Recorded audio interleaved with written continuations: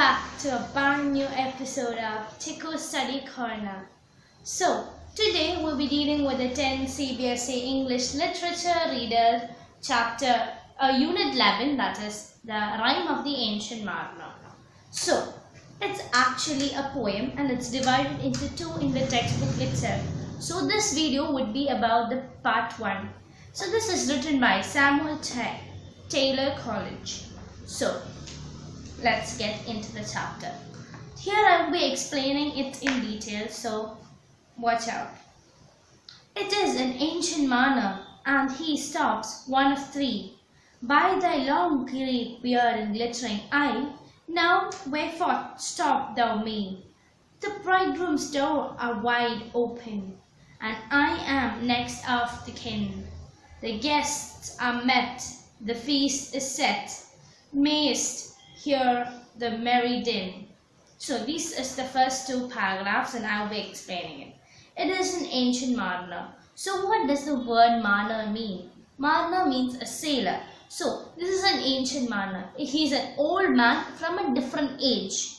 And he stops one amongst the three wedding guests. So there was three wedding guests who were going for a wedding, and he stops one among the three. So they ask, why do you have to stop me? By the time that he would say that he would start the story. So this is what happens there. Now the bridegroom's doors are wide open. Now the wedding guests say, already it's time. It's now the wedding function will begin, and the doors are wide open for us.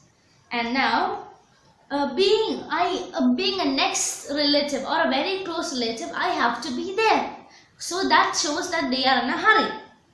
Then the feasts are met. That means everyone is ready. The food is served. Everyone is waiting, and he can hear the merry din. He can hear the voice of that celebration going on there. Everyone is happy. That happiness is heard over here.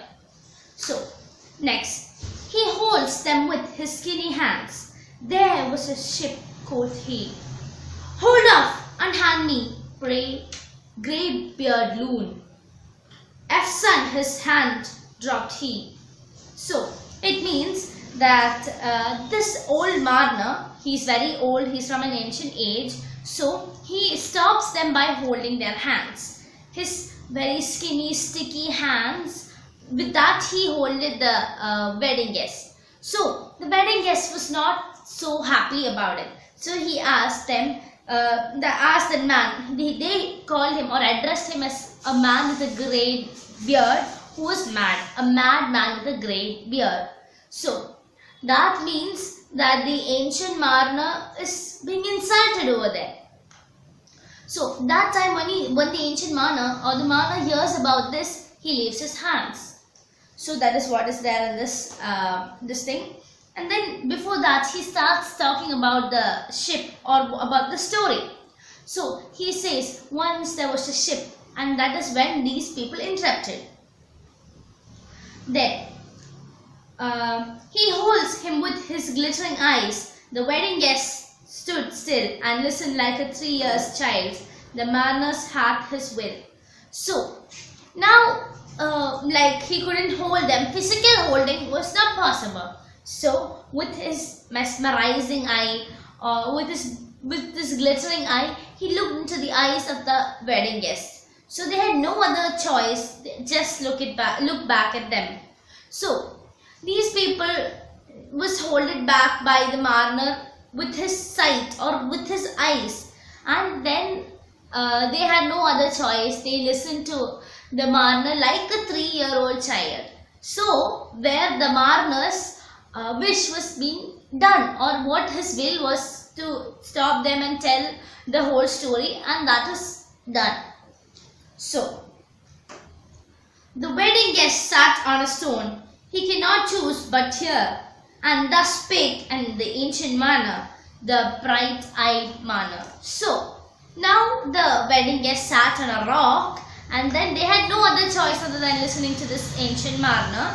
And then the ancient mariner started the story, and after the story, when it started, they were like amused by the bright-eyed mariner.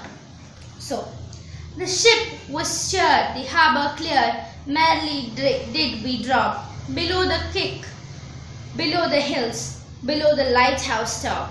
So now he begins the story and he says that there was a ship and the ship started sailing merrily. It was very cheerful. Everyone came to give them a merry send-off. But they went in a very happy mood, and then they were moving like beneath the church, beneath the town, beneath the lighthouse and everything. So they felt that the city was elevated and they are going beneath it. And then now the journey has started and the mariner is sailing. So we'll see what is next. The sun comes up on the left, out of the sea came he, and he shone bright, and on the right went down into the sea. So that means the sun came up, the sun rose, and that came out of the sea. So it is told that it is risen in the left and it sets in the right. This, in all together, this paragraph or this stanza concludes that they are traveling towards the south now. Then next paragraph or stanza. Higher and higher every day, till over the mast at noon, the wedding guest heard the beat his breast. So, for he heard the loud basin. So now the sun has gone higher and higher every day, and that has reached the mast. Mast is the pole of the ship, and the sun has reached the mast. And then this impatient or the impatient wedding guest who wants to go for this wedding is like beating his breast or hitting him very hard because he wanted to go and the mariner is stopping him from going. So, and now he hears the loud basin sound. So the basin sound basin is an instrument, musical instrument, and that is like used, or that is being played only when the bride enters or when the bridegroom enters.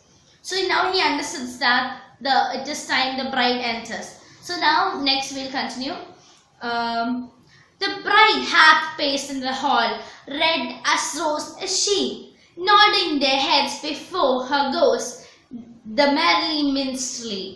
So that the bride is moving fast into the hall, and he compares the girl to a red rose. That means the girl is so pretty.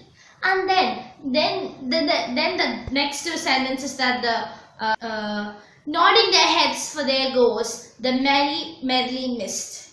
So the singers and the musicians shook their head happily with them. When the bride got in, the musicians and the singers shook their head, and then they went on. So the guests, he beat his breast again. That is a repetition in the poem because this is said again and again. So and he beats his breast hard. So the wedding guest, he beats his breast, yet he cannot choose but hear, and thus spake on the ancient mariner, the bright-eyed mariner. So this is also a repetition that comes. There are two repetitions in this paragraph. We will be discussing about it. So the wedding guest was impatient, and therefore he hit himself hard, and then he had no other choice but yet to hear what the ancient mariner had to say. And then then the ancient mariner continued to speak, and they say that the mariner is a bright-eyed mariner. So next, and now the storm blast came, and he was tireless and strong. He struck with the o'ertaking wings and chased us south along. So, and now what happens is now a storm that comes, and that is very harsh, and it is very strong, and it has caused them some inconvenience. So it's like that storm has hit them with its big and huge wings. So, and this made them chase south along. That means it made them move downwards towards the south. So next, the sloping mast and dripping prow, as who persuaded with a yell, and blow, still treads the shadow of his foe, and forwards bends his head. The ship drew fast, loud roared the blast, and the southward we fled. So, then now what happened is that due to the strong storm, the front portion or the front part of the ship was like fully immersed in water, and the mast went a bit curved, and it was shaking very badly, and the storm was so harsh that gives the conclusion that the storm was so harsh. And now it resembled like they were running away from an enemy, and this enemy like made them move towards the south. So this enemy was chasing them towards the south. That is what it's meant over here. And now there came both mist and snow, and it grew wondrous cold, and ice mast high came floating by, as green as emerald. So now it comes to, they are moved to the south, and now they come to the silent sea where there's no movement. It's very cold. It's surrounded by or there are icebergs around it. And then now they say that the ice is above the mast. Before it was the sun is above the mast. So now the ice, that means it's so cold. It's like they're standing beneath ice glaciers. So, and then as the ice mass came high, it came floating. They found that ice to look like emerald because of they shine. That is why they look like emeralds. So now next, and through the drifts, the snowy cliffs did send a dismal sheen. No shapes of men nor beasts went keen. The ice was all between. So then the ice was floating. When the ice was floating and the surrounding was filled with ice, there was a pleasant or a delightful sunlight or a small bright shown light that came, and there was no forms of life that exist because it's so cold. They didn't find any forms of life other than them. So next is, ice was here, the ice was there, the ice was all around. It cracked and growled and rolled and howled like noises in a swamp. So the ice was here, the ice was there, the ice was all around. That means they were surrounded by big icebergs.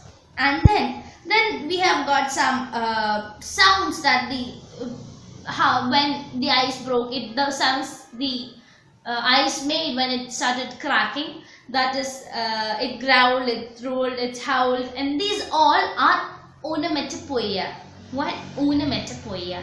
So, onomatopoeia is a poetic device that represents sounds of animals or any sounds. Now, and this sound like a swan. What does a swan means? Swan means a noise made by an animal when it's unconscious. It's not doing it due to its consciousness. It's when it is unconscious. So, at the length did cross an albatross. Through the fog it came. As it had been a Christian soul, we hailed it the God's name. So, now there was no more form of life. Now an albatross comes into the play. Now an albatross comes, and that is the first form of life that they see, and so they are happy. And they call it to be a Christian soul because it was a form of life that came from somewhere. There was no other form of life that they found. So they call it a Christian soul. And they named it with the name of God, and they told that it was a form of God, or it was God itself who came in the form of an albatross. It ate the food it ne'er ate, and round it flew. The ice did split with a thunder fit. The helmsman steered us through. So now it is like the albatross has come, and now the albatross has eaten food that it have never eaten before. That is, it has eaten the human food. Before there was no existence of human in that silent sea, so it never had any human food. And now the albatross tries a new cuisine or a new food, that is the human food. And now then Yeah, it flew round and round. It means it stayed there. It flew around the ship. It flew with the ship, and etc. Yeah, and then after that there was like a thunder. There was a split in the ice, and it made the sailing easier. And the man who steered the ship went on. It was a smoother journey. So, and a good south wind sprung up behind. The albatross did follow, and every day for food or play came to the manor's hollow. In mist or cloud or mast or shout, it perched for vespers 9, while all the night through the fog smoke wide glimmed the white moonshine. So here, if it was cold, if it was misty, if it was cloudy, or if it was rainy, if it was cold, or in any situation, the albatross followed them back, and it came for food or to play. The albatross always came to have food or to play, and it came when the mariners called it. If they called the albatross, it would have come there. In the mist or in the cloud or the mast of the shout. So this is what they say. At any time or they call it came, and that time there was a good wind that came, which blowed, and then they flew. Then they moved when the albatross followed them. And then even though it was a night time, it was foggy, it stayed, and it always stayed for the evening prayers that was kept, and it always stayed with the mariners. It played, it had food, it was very obedient, that when it was called it came there, etc. Then, God save thee, ancient mariner, from the friends and plagues thee thus. Why look'st thou with my crossbow? I shot the albatross. And now the ancient mariner says that he was unconscious, and he shot the albatross for no reason. And he says that like he felt very sorry. He took his armed bow and then he shot the albatross, and these wedding guest was having some fear to look at the mariner's face. So this is all about the summary of the chapter of Ancient Mariner Part 1. And if you want to see the video of Part 2, please do not forget to subscribe, like and comment in the video and I would be giving you the meanings of these words in the next video. So stay tuned, and if you feel that I have made some mistakes or I missed some points, so please do correct me in the comment box below. So hope that you would comment for the next video. Till then, bye bye. See you in my next video.